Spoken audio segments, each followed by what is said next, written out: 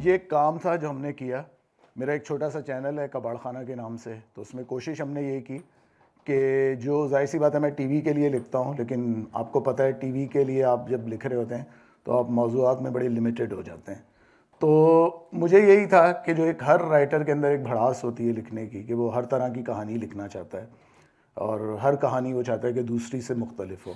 तो कबाड़ खाना जो हमारा यूट्यूब चैनल था उसमें हमने यही किया कि हर कहानी दूसरी कहानी से मुख्तलिफ है और वो बात कही गई है कि जो मतलब कहनी चाहिए, ज़रूरी एड्रेस करना।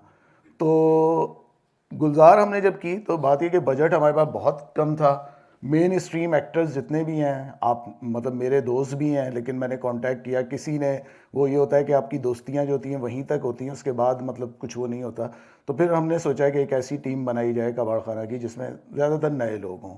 तो इसमें जिन्होंने डायरेक्ट किया है जासिम, ये डीओपी थे, इनको फर्स्ट टाइम हमने मौका दिया कि जी आप डायरेक्ट करें, इन्होंने किया।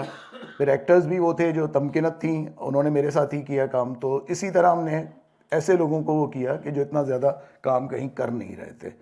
तो ये फिल्म हमारी 3 फेस्टिवल में जा चुकी है और बहुत ही कम बजट में हमने बनाई थी, बहुत ही लिमिटेड बजट में बनाई थी।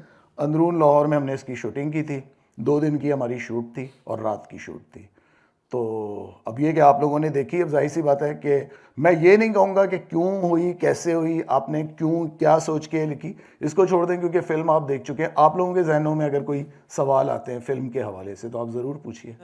इतनी खूबसूरत फिल्म बनाने का, इसके अंदर 2 चीज़ें। एक तो मैं ये सोच रही थी कि आपका जो हमें काम में शिफ्ट नज़र आता है, जैसे पहले आपने कराची का वो रणछोड़ लाइन का रोमांस था, बंस रोड की नीलोफर, अब लाहौर का नज़र आ रहा है। तो लाहौर के और कौन से पहलू हैं जो आपको लगता है कि सामने लाने की ज़रूरत है? जैसे ये भी लाहौर का ही एक पहलू था। भाई लाहौर एक तिलस्म, मैं तो कहता तिलस्म होशरुबा है। लाहौर का तो एक एक गोशा, एक एक कोना ऐसा है कि जिसको आप वो कर सकते हैं। और मैं समझता हूँ कि मैं 8 साल पहले लाहौर शिफ्ट हुआ तो मुझे लगा कि ये जो हिजरत है ना मेरे लिए बड़ी अच्छी साबित हुई, क्योंकि कराची में था तो मुझे लग रहा था मैं वो उसमें उन्हीं मौजूआत में वो कर रहा था जो कराची के हैं।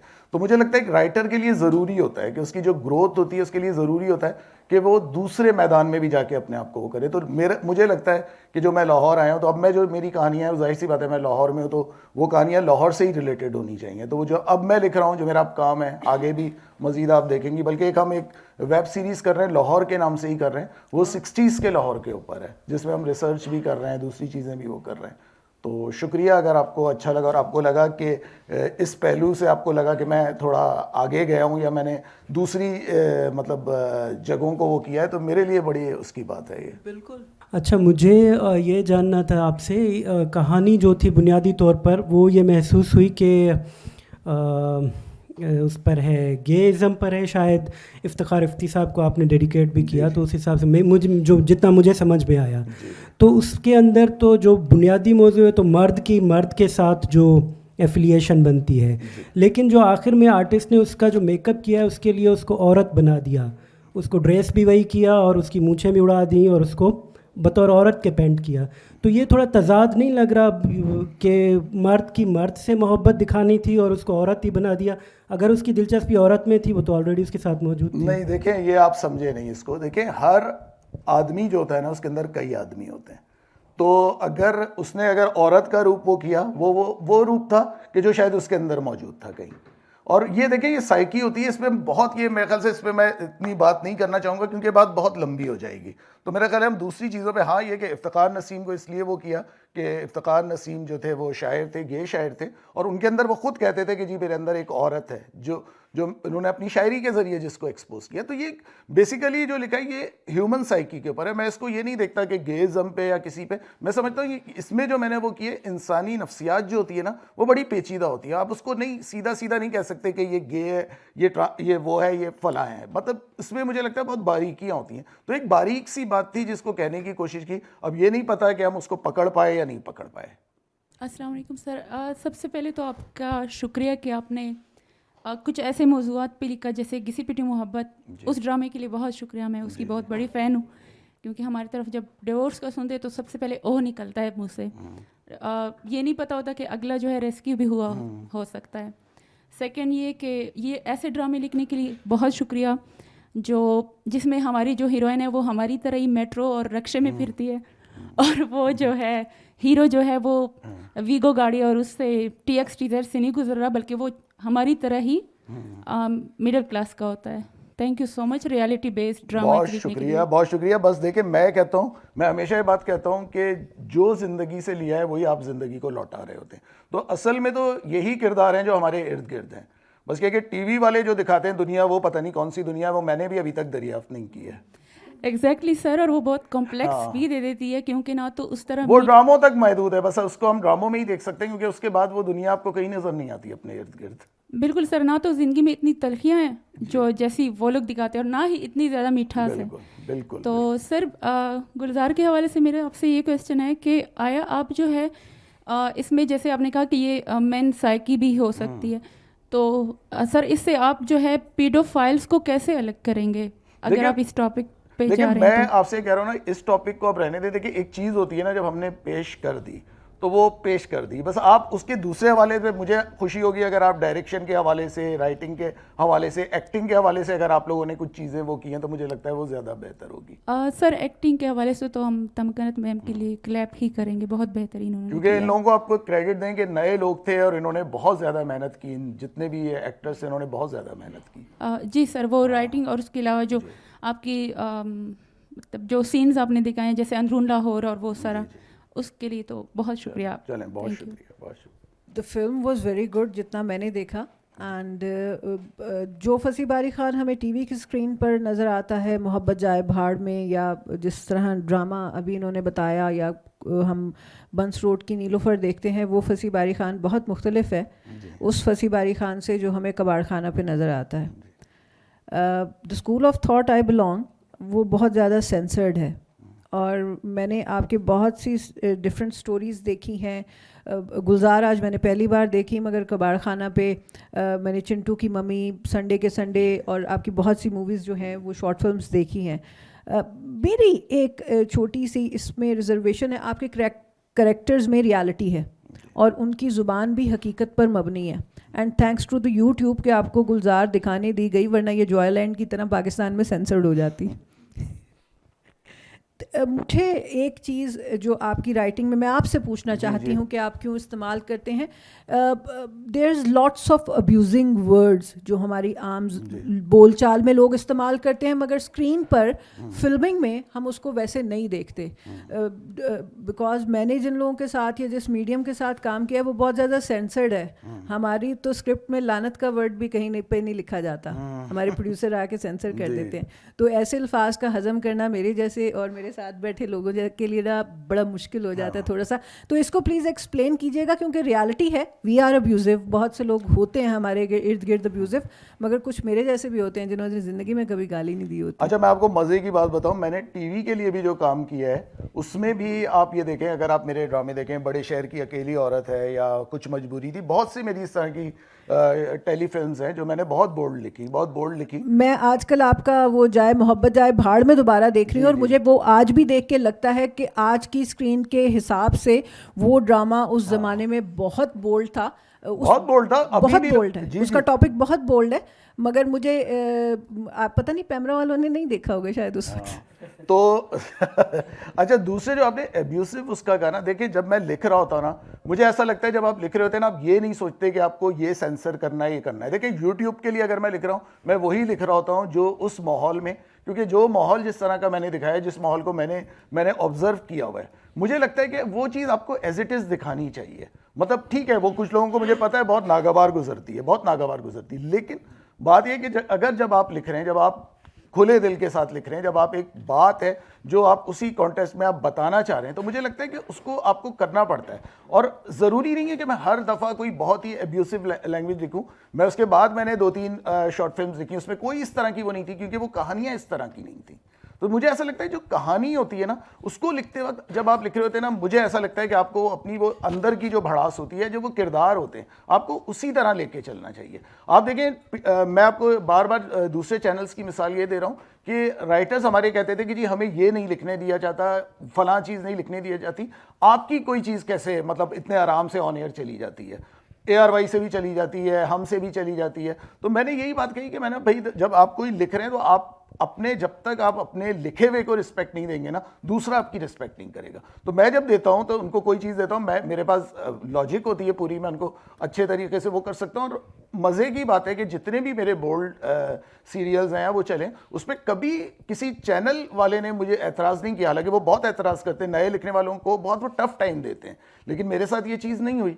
क्योंकि मुझे ये होता है, मैंने लिखने को सिर्फ ये किया कि अगर मेरी चीज़ अगर आप वैसे नहीं करते तो आप मुझे वापस कर दें। मैं तो बहुत सिंपल उनसे वो करता हूँ, मैं कोई आर्गूमेंट्स नहीं करता। मैं कहता हूँ अगर आपको समझ में आ रहा है आप कीजिए, अगर आपको समझ में नहीं आ रहा आप ना कीजिए उसे। तो मेरे साथ तो ये खुशकिस्मती रही कि मेरे साथ तो कभी इस तरह का नहीं। और ये एब्यूसिव लफ्ज़ देखिए, इस कहानी की डिमांड थी गुलजार की। मैं कोई और कहानी लिखूंगा, मैं नहीं उसमें यूज़ करूंगा। कोई ये नहीं है कि मैं अपनी मज़े के लिए लिख रहा हूँ या मैं अपनी जहनी अय्याशी के लिए लिख रहा हूँ। मैं उसके लिए लिख रहा हूँ, मैं किरदारों के लिए। मेरे सामने वो किरदार हैं, वो किरदार जिस तरह मुझे बुलवा रहे हैं मैं उनको लिखता जा रहा हूँ। जी, मैं अंजुम हबीबी हूँ।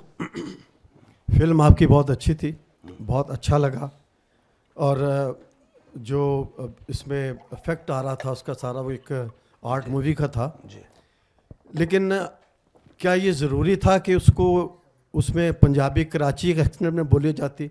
क्या ऐसा नहीं हो सकता था कि उसमें जो पंजाबी लोग बोल रहे थे वो परफेक्ट होती, या वो आर्टिस्ट परफेक्ट होते जो पंजाबी लैंग्वेज को सही तरह परफॉर्म कर सक रहे होते?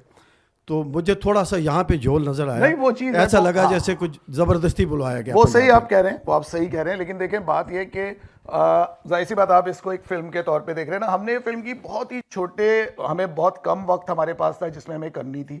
वही बात मैंने आपको बताई, जो लोग थे जिनको मैं लेना चाहता था, जिनकी पंजाबी भी अच्छी थी, सब कुछ अच्छी थी, उनके पैसे हम अफोर्ड नहीं कर सकते थे। और ये मैं कह रहा हूँ ना, ये एक बहुत छोटी सी, और इसमें वाकई बहुत, इसमें साउंड का बहुत प्रॉब्लम है, उसमें दूसरी चीज़ों में बहुत प्रॉब्लम है, मुझे भी पता है। और अगर मैं आपको बताऊंगा ये कितने कम बजट में बनी तो आप खुद हैरत करेंगे। ये हमने 2 लाख के अंदर बनाई है ये फिल्म। तो जाहिर सी बात है, ये चीज़ें बिल्कुल आप सही कह रहे हैं। अब जैसे अब मैं कर रहा हूँ काम, जैसे अभी मैंने एक वो कर रहा हूँ, उसमें मैंने जो पंजाबी का जो पोर्शन रखा है वो उन्हीं लोगों को लिया जिनकी पंजाबी बहुत अच्छी है। तो इसमें ये हुई थी। अच्छा, इसमें फिर देखिए थोड़ा सा मसला क्या होता है कि आप जब कर रहे होते हैं ना काम, आपको होता है अपीयरेंस वाइज भी लोग अच्छे लगे आपको। तो ये जो एक्टर्स थे जितने भी थे, इन लोगों के साथ, जैसे वो लड़का था सरदार नबील, उसकी पंजाबी में मसला है, वो हम भी कह रहे हैं। लेकिन आप देखिए कि उस लड़के ने एक्सप्रेशंस बहुत अच्छे दिए उस लड़के ने। तो वो ये कि थोड़ा सा जाहिर सी बात है, जब आप बिल्कुल नए लोगों के साथ काम कर रहे होते हैं ना, जिन्होंने कुछ नहीं किया, तो फिर आपको बहुत सी चीज़ों पे कॉम्प्रोमाइज़ करना पड़ता है। तो ये थोड़ी सी हमारी बात, इसमें मैं कहता हूँ 1000 इसमें गलतियाँ होंगी। मैं खुद जब देखता हूँ तो मुझे होता है कि यार, क्योंकि बहुत ही हमारी इनिशियल फिल्म है, तो मुझे भी एहसास होता है कि जी बहुत गलतियाँ हैं इसमें। तो जाहिर सी बात है, अब आगे करेंगे तो मज़ीद इसमें हम बेहतरी करते जाएंगे। और ये पॉइंट आपका वैलिड है कि पंजाब, वो जो मेकअप आर्टिस्ट बना है लड़का या दूसरे जो लोग हैं वो नहीं कर रहे। लेकिन आप देखें वो जो टैक्सी चलाने वाला बना है उसने प्रॉपर की है। वो अभी शोएब मंसूर की फिल्म भी कर रहा है, फहद हाशमी जो है। तो कुछ लोग अच्छे भी हैं, कुछ लोग बुरे भी। एकदम ये ना कहें कि सारे लोग बुरे हैं ना, मतलब कुछ लोगों ने तमकीनत अच्छी बोल रही थी, जहाँ जहाँ उन्हें बोलना था उन्होंने अच्छी बोली पंजाबी। फसी साहब को उनका कोई काम मैंने पहली दफ़ा देखा, और फसी साहब को भी पहली दफ़ा ही देखा। अच्छा। एक तो आपकी। जी, मेरी खुशकिस्मती कि आपको मैं जिंदा देख रहा हूँ। अच्छा, शुक्र है। ना बोले अब तो कुछ भी हो सकता है इस मुल्क में, तो हर दूसरे लम्हे में कुछ हो सकता है। जी हाँ, इसीलिए अर्ज कर और आप लोग इतने खुश होंगे, हमने उनका आखिरी सेशन अटेंड किया था। तो जो आपको तकलीफ है वही तकलीफ मुझे भी है लिखने की। जी जी। बड़ा अच्छा माशाल्लाह लिखा, आपके काम को अप्रिशिएट भी कर रहे हैं। लेकिन कुछ जगह ऐसी थी जी, जहां ऐसे लगा कि आपके अंदर की आवाज़ हमें आ रही है, कुछ ख्वाहिशात नज़र आ रही थी। जैसे एक लफ्ज़ आपने बहुत दफ़ा इसमें रिपीट किया, गश्ती का, क्योंकि बहुत व्यूज होता है यार। मैं अर्ज कर रहा हूँ सर, जी। मैंने थिएटर भी बहुत किया, जी जी। मैंने टेलीविज़न के लिए भी लिखा। देखिए आप मैं मुख्तसर आजकल बात लिख करें, भी रहा देखिए मैं एक बात, मैं एक तो 2 रातों से सोया, मुख्तसर आप बात करें, बहुत लंबी तमीद मान रहे हैं, और लोग भी सवाल करेंगे, मैं चाहता हूँ सब कर लेना। नहीं, यही बात और जो आपने सवाल देखे उसका जवाब मैं देता हूँ कि बहुत बोला जाता है। ये लफ्ज जो आप कह रहे हैं ना, ये लफ्ज बहुत बोला जाता है आम, उसमें मैं आपसे इसमें एग्री नहीं करता। थोड़ा सा कम बुलवाते तो ज्यादा अच्छा चले, लगता। अब आपकी वो ख्वाहिश है ना, मैंने अपने हिसाब से लिखा। बहरहाल आपकी ख्वाहिश थी, हमें अच्छी भी लगी और कहीं कहीं अच्छी नहीं लगी। चलें, बस ठीक है, शुक्रिया। फसी साहब, मेरा जो आपसे सवाल था वो ये कि आपने अभी भी जिस तरह कहा और आपने अपने एक पिछले इंटरव्यू में भी कहा था कि आप कभी वन लाइनर नहीं देते। जी जी, ठीक है, कि मतलब पहले से प्लॉट नहीं होता। नहीं करता, हाँ। तो जी। मैं ये पूछना चाह रही थी कि ये जो आपका क्रिएटिविटी का प्रोसेस होता है, किरदार किस तरह से, जैसे किरदार से आप शुरू करते हैं, फिर नेक्स्ट किस तरह से होता ये मेरे पास एक टोटका है, मैं नहीं बताऊंगा आपको। है? वो कौन सा मंजन है? वो क्या मंजन, है? वो नहीं, वो मैं नहीं बता रहा। लेकिन हाँ, ये कि मैं बगैर प्लान, देखिए वो वर्जीनिया वुल्फ है, जैसे उनका एक अपना वो है ना, वो कहती हैं कि आप आदमी जब फ्लो में लिख रहा होता है तो वो बहुत सी चीज़ें डिस्कवर कर रहा होता है, उसको बहुत सी चीज़ें। तो मुझे ऐसा लगता है जो ऑर्गेनिक किरदार होते हैं ना, वो आपको इसी तरह मिलते हैं। जब आप बहुत प्लान कर लेते हैं ना किसी चीज़ को, तो मुझे लगता है उसका वो जो एक खालिसपन होता है ना, वो निकल जाता है। तो मैंने जब लिखना शुरू किया, हमेशा यही होता है, मेरा एक टोटका है, मैं बता देता हूँ, बल्कि मेरा होता है, मैं लिखता हूँ सीन ओपन होता है, बस उसके बाद फिर मुझे लगता है जैसे कहानी खुद ब खुद आपकी उसमें आ जाती है, दस्तरस में। जी, मेरा कोई सवाल नहीं है फसी आपसे, बस I just wanted to appreciate, बहुत अच्छी मूवी थी और मैंने आपका पहले भी टीवी पे भी बहुत काम देखा है। एंड आई ऑलवेज थिंक कि रियलिटी से बहुत करीब होता है और उसमें जो कैरेक्टर्स होते हैं वो हमें फील होता है कि हमारे इर्द गिर्द होते हैं उस तरह के कैरेक्टर्स। तो मैं सिर्फ आपसे पता करना चाह रहा हूँ कि आप जब ये इस तरह की बोल्ड टॉपिक्स लेते हैं और आप इस तरह की राइटिंग्स करते हैं, तो आपको जो लोग जिस तरह से यहाँ पर भी काफ़ी क्रिटिकल एनालिसिस भी होता है हर चीज़ का, तो आप उसको नॉर्मल लाइफ में देख भी रहे होते हैं, you see that happening around you. तो मुझे ये समझ नहीं आती कि अगर कोई जिस तरह से एक यंग बडिंग राइटर है, वो इस चीज़ को जब लिख रहा होता है तो वो उसके डिफेंस के लिए किस तरह से अपने आप को मतलब if I want to write something, मैं कुछ लिखना चाहता हूँ इस तरह का जो कि थोड़ा सा बोल्ड हो, लोगों के सामने उस चीज़ को आप जब फेस करते हैं तो दैट इज़ अ क्वेश्चन कि वो मुझे समझ नहीं आता किस तरह से करना चाहिए। यार देखिए, मैं एक बात बताऊँ, मैं कभी भी ये सोच के नहीं लिखता कि मुझे बहुत बोल्ड लिखना है या बहुत कंट्रोवर्शियल लिखना है। और दूसरे देखिए, तनकीद तो ये कि मैं जब मैंने अपना पहला काम किया उससे ही तनकीद मिलनी शुरू हो गई। मैंने सबसे पहले लिखा था खाला कुलसुम का कुनबा, जो पीटीवी से चला था। उस दौर में क्योंकि ड्रामे आते थे बड़े मतलब ज़रा जाहिर सी बात है, एक अलग स्टाइल था ड्रामों का, और वो बहुत अच्छा, हमने तो साफ बात है उसी पीटीवी के ड्रामे से ही सीखा है। लेकिन मुझे ये था, मैं कहा यार ये लोग नेचुरल क्यों नहीं होते डायलॉग जो आम जिंदगी में बोले जाते हैं। तो जब मैंने वाला किया तो मैंने उसमें ये किया कि खाला कुलसुम में मैंने कहा जो मिसाल, कभी उसमें गंदी गली का कभी हमारे इसमें नहीं दिखाते थे कि जी कोई गंदी गली है जिसमें लोग कचरा फेंक रहे हैं और उनकी क्या बातें हो रही हैं, क्या हो रहा है। तो मुझे लगा वो जो किरदार हैं जो अभी थोड़े से मतलब मुझे लगता है कि हिडन है, इतना लोगों ने वो नहीं किया, तो मुझे उनको निकालने में मज़ा आने लगा। तो अब जब मैं करता हूँ तो मतलब मैं कभी भी ये सोच के नहीं करता कि जी मुझे कोई बहुत ऐसा लोगों को चौंकाना है या बहुत वो करना है। लेकिन बात ये कि जब आपने जिस तरह का लिटरेचर पढ़ा होता है, जिस तरह के लोगों के साथ आपकी का इंटरेक्शन होता है, जितने लोगों को आप ऑब्जर्व कर रहे होते हैं, तो वो जो लोग होते हैं ना, वो मुझे लगता है वो लोग, वो सारी चीज़ें जो आपने ज़िंदगी से हासिल की, वही आप ज़िंदगी को लौटा रहे होते हैं। तो मेरे साथ यही होता है कि मैं जब कर रहा होता हूँ, और मैं कभी नहीं सोचता, मैं ये सोच के करता ही नहीं हूँ काम कि ये कहानी बोल्ड होगी या नहीं होगी। कहानी देखें वो होता है, कहानी आपकी उंगली पकड़ के चलती है। कहानी आप सोच ही नहीं सकते कहानी क्या होगा। बहुत सी कहानियाँ ऐसी होती हैं जब आप आखिर तक भी पहुँचते हैं, आपको लगता है इसका अंजाम तो आपके हाथ आ ही नहीं रहा। मतलब मैं परेशान हो जाता हूँ। बहुत सी कहानियाँ ऐसी हैं जिसके मैं आखिरी सफ़े पे पहुँचा हूँ तो उनका मुझे अंजाम पता चला, मतलब मुझे खुद नहीं पता होता कि इस कहानी का क्या अंजाम होगा। तो ये एक बड़ा अलग सा एक तजर्बा है। जी जी, कहानी इटसेल्फ खासा पावरफुल है। मतलब अगर ये गुलजार ना भी होता, जी पोएट गुलजार, जी जी, इस कहानी में क्या फ़र्क पड़ता? नहीं कुछ नहीं फ़र्क पड़ता। लेकिन वही मैं आपको बता रहा हूँ, मैं जब लिखता हूँ ना बगैर प्लानिंग के लिखता हूँ। मेरे जहन में था जब मैं लिखना शुरू हुआ तो मतलब वो एक किरदार बनता गया। एक किरदार है जो गुलजार की शायरी की बात कर रहा है या दूसरी चीज़ों की बात कर रहा है, तो फिर वो खुद ब खुद वो किरदार डेवलप होता गया। तो ये मैंने प्लान करके नहीं लिखा था कि मैं गुलजार के किसी फ़ैन पे लिखूंगा या करूंगा। लेकिन अब मैं सोचता हूँ कि ये कहानी वाकई इस तरह के लोग होते हाँ, हैं। लेकिन अगर मैं एडिट पे बैठूं हाँ। और गुलजार को काट दूं, हाँ। कहानी पे कोई फ़र्क नहीं पड़ रहा। लेकिन आप देखें वो दो लोग जो आते हैं ना, वो रब्त जो होता है ना बाज़ दफ़ा दो इंसानों के दरमियान, वो किसी एक बात पे होता है। मैंने देखा है, बहुत अक्सर मैंने देखा है कि आप किसी ट्रेन में सफ़र कर रहे हैं, किसी बस में कर रहे हैं, आपके सामने कोई मुसाफिर बैठा है, आप बातें कर रहे हैं इधर उधर की, फिर पता चलता है कोई एक ऐसा टॉपिक होता है जो आपको करीब ले आता है। बहुत दफ़ा मेरे साथ अक्सर होता है, हो सकता है दूसरों के साथ ना होता हो, मेरे साथ होता है, फिर आप जुड़ जाते हैं। तो मैंने इस वजह से रखा था कि एक रब्त उन दोनों के दरमियान होना चाहिए था, जो ज़रूरी नहीं था वो सेक्सुअल था, उसके अलावा एक जहनी रब्त जो था वो भी उन दोनों के दरमियान उस वक्त के लिए मतलब वो हो जाता है। ये मेरा अपना पॉइंट ऑफ व्यू। अच्छा सर, आपने ख्वाजा कुलसुम का खंबा जो है उसको किया है, तो अगर हम इस तक महदूद ना रहे, मैं उस पर थोड़ा सा आपसे, उसमें आपने उनकी बेटी को काला दिखाया हुआ था और उस मतलब वो जो रिजेक्शन उसको मिलती है सोसाइटी की तरफ से, तो आपको लग रहा है कि अब वो जो रेसिज्म उस ज़माने में हमारे सोसाइटी में थी वो अब चेंज हो चुकी है? नहीं, अभी देखिए चेंज, लेकिन थोड़ा बहुत तब्दीली आ रही है। मैं ये बिल्कुल नहीं कहूँगा कि बिल्कुल तब्दील हो गई, लेकिन तब्दीली आ रही है। लेकिन उसमें भी देखिए, हमने जो उस लड़की को काला दिखाया था, बाद में हमने उस लड़की को कामयाब होता हुआ दिखाया था। मतलब हमने उसको दिखाया कि जी वो कॉन्फिडेंट भी थी। हमने उसको ये नहीं दिखाया कि दूसरी जैसे अमूमन हमारे टीवी ड्रामों में दिखाते ना, किसी लड़की का रंग कम है तो वो इतने कॉम्प्लेक्सेस में मुब्तला थी। उस लड़की को नहीं, उसको आप देखें, उसको ना अपनी शक्ल का होता है ना कुछ होता है, और वो बड़ी खुद एतमादी का वो होती है ना।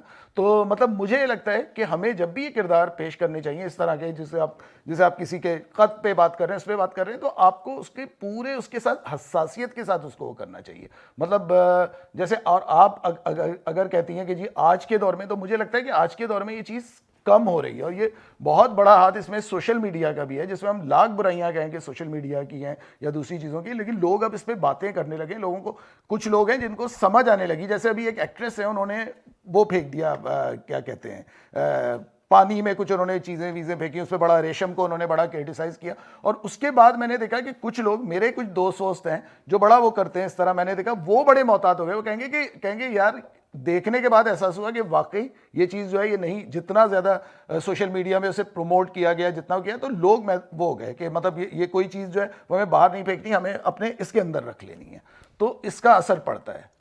और सर, आपने जो गुगली मोहल्ला में, जैसे आप किसी मतलब मर्दों को दिखा रहे हैं कुछ ड्रामास में, जैसे साइड चिक्स रखते हैं, करेक्टरलेस होते हैं, तो क्या आपको मर्दों की तरफ से उस पर बैकलैश नहीं मिलता? सॉरी।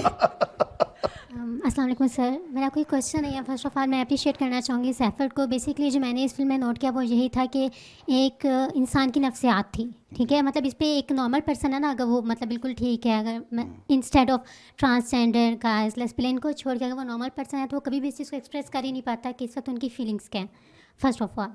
तो मतलब ये बहुत बोल्ड और बहुत अच्छा कॉन्सेप्ट था जो आप लेके चले, क्योंकि बेसिकली ये चीज़ इंसान की, मतलब मैं ये नहीं कह सकती कि कोई इंसान ऐसा है तो इसमें उसकी फ़ॉल्ट है, ये चीज़ उसकी जीन्स में है, और इसको सामने लेकर आना और इस तरह से रिप्रेजेंट करना, it's a very good effort, excellent effort था। सबसे पहले तो मैं यही कहना चाहूँगी। और उसके बाद जो मेन चीज़ थी, बेसिकली मैं ये कहना चाह रही थी, एक रिक्वेस्ट है आपसे भी, बाकी भी मीडिया से भी, कि अगर कभी ऐसा हो सके कि हम थोड़ी सी पॉजिटिविटी भी दिखाना स्टार्ट कर दें। अगर बेसिकली जैसे मैं इस्लामाबाद आने लगी थी, तो इस्लामाबाद आने से पहले जब मैं यूनिवर्सिटी में एडमिशन था मेरा, तो मेरी मामा को सब कहते होते थे कि वहाँ का माहौल बहुत बुरा है, आप अपनी बेटी को मत भेजें, मतलब एजुकेशन मत दें, वहाँ यूनिवर्सिटीज़ ऐसी हैं, वहाँ ड्रग्स एब्यूज़र्स होते हैं, लेना शुरू हो जाएगी, डिफरेंट कंपनीज़ ज्वाइन कर लेगी। मैं जहाँ आई मैंने नोट भी किया कि डिफरेंट कंपनीज़ हैं, वो आप पे डिपेंड कर रहा है कि आप गुड पे हो बैड पे हो। आपके पास दोनों रास्ते हैं, जैसे हम कह देते हैं एक सीधा रास्ता है, एक गलत रास्ता है, दिखा हमें दोनों दिए जाते हैं, डिपेंड हम पर होता है कि हमने चूज़ कौन सा करना है। तो मैं ये कहना चाहिए थी कि अगर थोड़ी सी पॉजिटिविटी आना शुरू हो जाए, तो घर में जो मामास की साइकी है नहीं, आप देखिए, उसमें मैंने जो लास्ट किया है घिसी पिटी मोहब्बत, उसमें यही दिखाया, एक लड़की है जिसमें हमारे मुल्क में तो तलाक भी एक टैबू है ना, उसमें हमने ये बताया कि भाई एक नाकाम शादी का ये मतलब नहीं है कि एक औरत नाकाम हो गई है। मतलब आप देखिए, उसमें एक लड़की है जो गलत फैसले करती है, और बाद में हमने, क्योंकि वो एक आम इंसान होती है ना, वो गलतियां करती है। हमारे उसमें क्या होता है जी, और मतलब हीरोइन है या हीरो है, वो मतलब एक मावराई शख्सियत होते हैं ना, तो इसमें वो लड़की होती है, वो गलत फैसले करती है अपनी ज़िंदगी में। आखिर में वो उसको पता चलता है कि भाई मतलब अगर वो आगे बढ़ रही है, कुछ कर रही है, उसके लिए किसी के बगैर भी वो कर सकती है ना। तो उसमें देखिए, हमने यही बताया कि भाई ठीक है, आप शादी करें, आपको मुनासिब कोई आदमी मिलता है करें, लेकिन ये शादी को से भी अपनी ज़िंदगी का नज़्बुल-ऐन ना बनाएं। तो घिसी पिटी मोहब्बत अगर मतलब मुझे तो ख़ास तौर पे आपकी उम्र की लड़कियों का उससे बड़ा अच्छा फीडबैक मिला, क्योंकि लड़कियों ने देखा और उन्होंने बड़ा उसके जो ख़ास तौर पे उसकी जो एंडिंग थी, आप देखें, वो तो टोटली पॉजिटिविटी पे है। तो बेसिकली मैं यही बात करना चाहती थी कि थोड़ा सा पॉजिटिव थोड़ा मीडिया और हो जाए, ठीक है। जैसे बहुत से अच्छे रेस्टोरेंट्स भी हैं, लेकिन हमें मीडिया पे दिखाया वही जगह जहाँ पे गंदा खाना बन रहा है, जहाँ पे डिफरेंट ऑयल्स यूज़ हो रहे हैं। मतलब ये कॉन्सेप्ट एक चला हुआ है शायद इस तरह से, मुझे नहीं पता इससे प्रमोशन मिलती है क्या होता है, क्योंकि मीडिया से मैं खुद देखिए मैं बहुत लेजी राइटर हूँ, वरना ये जो आप बता रही है ना, मैं बड़े जल्दी जल्दी ये मौजूआत लिख लेता, लेकिन उसके लिए फिर यह कि आपको थोड़ा सा एक्टिव होना पड़ता है। जी सही। और thank you so much sir इस तरह के कॉन्सेप्ट को भी सामने लाने के लिए और बहुत इस शुक्रिया, तरह बहुत से शुक्रिया, बहुत यूज़ शुक्रिया। करने के लिए। सर मैं बेसिकली ये पूछना चाहूँगा कि गुलजार के पीछे आपका अपना मेन पॉइंट क्या था इसको लिखने से पहले? यार मेरा पॉइंट ये था, देखिए मैं ह्यूमन साइकी पे लिखता हूँ, तो मुझे यही था, मुझे इंसानी नफ्सियात पे लिखने में मज़ा आता है, तो मैंने बस ये सोच के लिखा। मेरे कोई लंबे चौड़े कोई प्लान नहीं थे, कोई एड नहीं थी किसी की, खुद ही किया है ना, इसको किसी ने वो किया है, जैसे स्पॉन्सर किया है। आपकी जो शायरी है, आपकी जो मूवीज़ हैं, इसमें शेर व शायरी का आंसर बड़ा पाया जाता है। अभी गुलजार में भी था और किसी पिटी मोहब्बत भी हमने देखा, उसमें भी था। तो क्या आपका मकसद लोगों में शेर व शायरी अदब का जो है तरोीज करना है, यही मकसद है आपका? नहीं शायरी, लेकिन शायरी से शगफ तो होता है ना हर आदमी को। चलेंगे, बहुत शुक्रिया, बहुत शुक्रिया।